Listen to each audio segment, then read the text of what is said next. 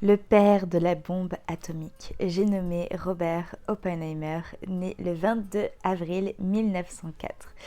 J'ai vu son histoire récemment au cinéma, peut-être comme beaucoup d'entre vous, et ça m'a donné envie de calculer son thème de naissance, voir s'il y avait des informations qui revenaient, et je n'ai pas été déçue, pour le coup. Donc je voulais un petit peu vous partager mes découvertes. Alors déjà, moi la première chose qui m'a marquée et où j'étais quasiment persuadée qu'il avait une justice bien placée, c'est ses justices. Alors, il y en a deux, l'une à côté de l'autre, ici, maison 5, passage obligé, maison 6, les ressources. Je vais commencer par la maison des ressources. Alors, pour rappel, la maison 6, c'est toutes nos qualités, toutes nos réserves énergétiques, tout ce qu'on sait faire de mieux finalement, tout ce dans quoi on peut aller puiser dans notre existence. Robert Oppenheimer, il avait la justice j'allais dire en passage obligé, il l'a aussi, en ressources. La justice en ressources, eh bien, c'est des personnes qui ont une très très grande intelligence. Voilà. Pour moi, leur point fort, c'est leur intelligence, c'est leur capacité d'analyse, c'est leur faculté de logique. Pourquoi ? Parce que la justice, comme on voit, elle a le rond, là, l'espèce de chakra au niveau du mental. Donc ce sont des personnes qui sont extrêmement intelligentes. Voilà, il n'y a pas d'autre mot. Pour ça. Ensuite, c'est des personnes qui ont un sens quand même aigu aussi de la justice, de l'éthique, de la droiture, de la justesse. Maintenant, la justice, c'est que le niveau 8, d'accord ? Il y a 22 arcanes dans le tarot, la justice c'est la 8, donc on parle bien de la justice des hommes et non pas de la justice divine, et on sait très bien que la justice des hommes, elle est complètement infaillible. Voilà, je dis ça par rapport au fait qu'il ait créé la bombe atomique. Ensuite, est-ce que c'était juste ou pas de le faire ? Ce n'est pas le débat, mais en tout cas, voilà, c'est là. Je continue du coup sur la justice qu'il a en passage obligé, et j'ai trouvé ça hyper intéressant, déjà parce que passage obligé de justice, si on reprend le fait qu'il a la justice aux ressources, c'est comme s'il avait été quelque part obligé d'utiliser cette grande intelligence, d'utiliser son mental, d'utiliser son cerveau, d'utiliser ses capacités de logique dans sa vie. Voilà, il y a vraiment quelque chose, presque ça lui était imposé que d'utiliser les ressources dont il était porteur. Ensuite, ce qui est quand même fascinant, alors ça se parlera peut-être plus à ceux qui ont vu le film, mais déjà la question morale et éthique, alors est-ce que je dois créer ou non la bombe atomique en fait, parce qu'il y a bien sûr après là c'est moi qui pars un peu dans des questionnements, hein, mais je suis pas dans sa tête. Mais bon, je me dis quand même s'il avait la faculté ou l'envie ou la possibilité de potentiellement la créer, tout ce que ça peut venir faire émerger derrière en termes de cas de conscience, justement par rapport à la justice, par rapport à ce que ça peut créer ou ce que ça peut amener. Bref, en tout cas, on retrouve avec cette justice-là ces questionnements en rapport avec la justice, avec les injustices, et est-ce que c'est juste ou pas de faire ce genre de choses, et tous les cas de conscience morale que ça a pu poser. Là où je disais que c'était plus évident dans le film aussi, c'était tous les rapports qu'il a pu avoir ensuite avec la justice, avec des accusations sur le fait qu'il travaillait peut-être pour l'URSS, que machin, que bidule. Enfin, voilà, tous les grands génies, entre guillemets, au d'un moment se font confronter par des ennemis qui ne sont pas d'accord avec eux. On le voit encore une fois très bien dans le film, et du coup j'ai trouvé ça, c'était assez marqué du coup dans son histoire, ce rapport avec la justice des hommes en tout cas. Alors autre chose qui est quand même hyper fort et hyper marquant, je vous disais dans le tarot il y a ce qu'on appelle des clins d'œil, d'accord ? Donc par exemple un des clins d'œil ça peut être les épées, les éléments. D'accord, les épées, les bâtons, les coupes, donc l'eau et les deniers. Avec la justice, ce qui est quand même proéminent, c'est cette grande épée bleue qu'elle tient bien à la verticale.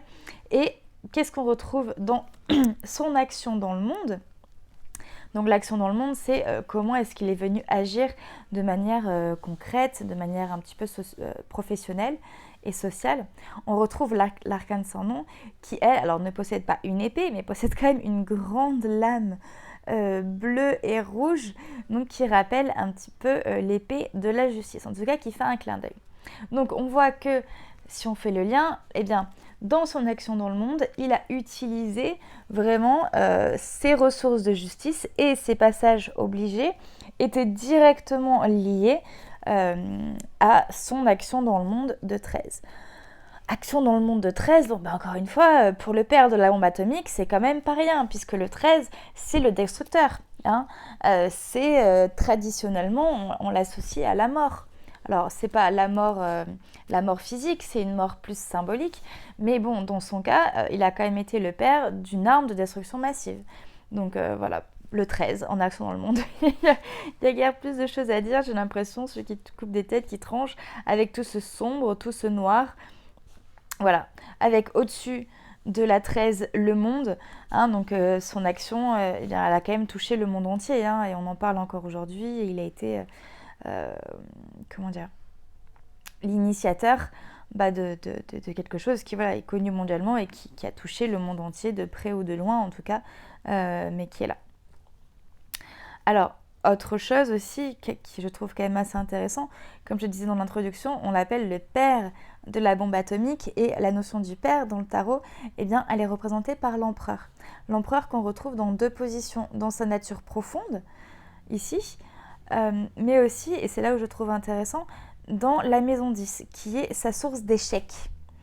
Alors, après, je ne sais pas comment lui vivait la chose, mais quelque part, est-ce qu'il n'a pas vécu comme un échec le fait, échec personnel, hein, mais, ou psychologique, je ne sais pas, le fait d'avoir créé cette bombe, cette arme de destruction massive, puisque voilà, c'est quand même pas rien en fait.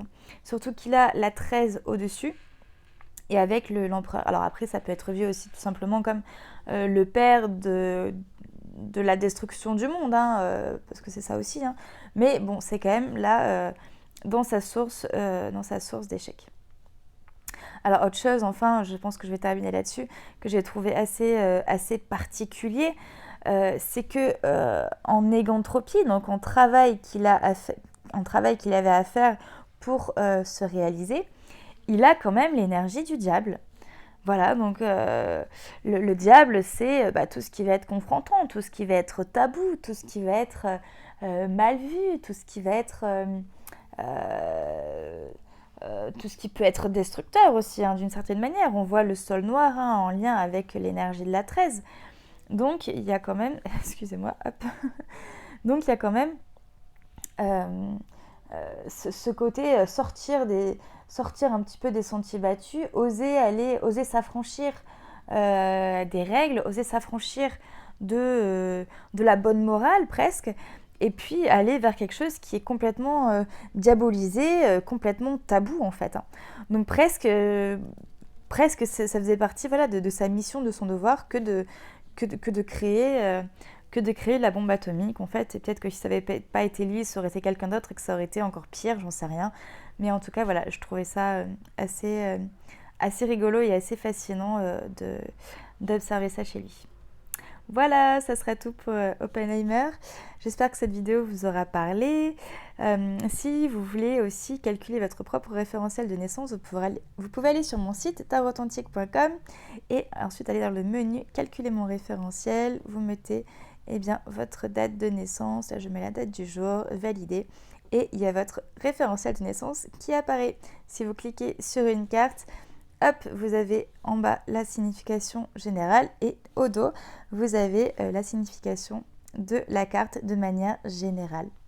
Vous avez aussi la signification des 4 premières maisons avec leur rétroaction, ce que ça veut dire pour votre thème. Et si vous voulez l'ensemble complet de votre thème, vous pouvez acheter le PDF qui va avec. Vous aurez la signification de toutes les arcanes dans vos maisons. Voilà, c'est tout pour moi. Je vous dis à très bientôt pour de nouvelles vidéos sur des célébrités. Et si vous avez des envies particulières, faites-le moi savoir et je ferai au mieux pour répondre à vos attentes. À bientôt sur Tarot Authentique.